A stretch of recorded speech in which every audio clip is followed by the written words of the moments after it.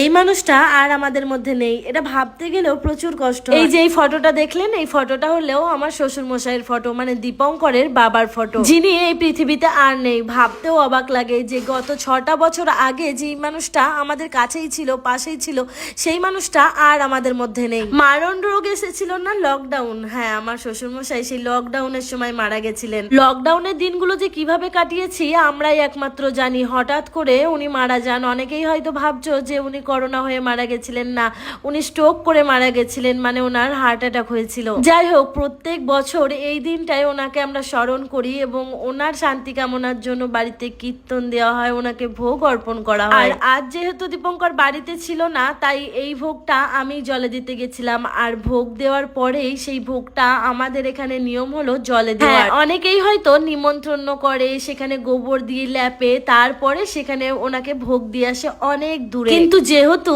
আমরা বাড়িতে কীর্তন দিলাম, তাই আমাদের ভগবানের প্রসাদই তার উদ্দেশ্যেও অর্পণ করা হয়েছিল। আর সেই ভোগ যেহেতু নিজেদেরকে খেতে নেই বা কাউকে খেতে দিতে নেই, তাই আমাদের বৈষ্ণব ঠাকুর বলেছিলেন যে এইটাকে কোনো জলে গিয়ে পুঁতে দিয়ে আসতে, মানে নামিয়ে দিয়ে আসতে জলের মধ্যে গিয়ে, আর নইলে কোনো গাভীকে দিয়ে দিতে। আর কি বলতো, এখনকার দিন তো তোমরা সবাই জানোই যে কোনো গাভীকে দিলে সেই গাভীর মালিক কি বলবে সেটা নিয়ে প্রচুর সমস্যা।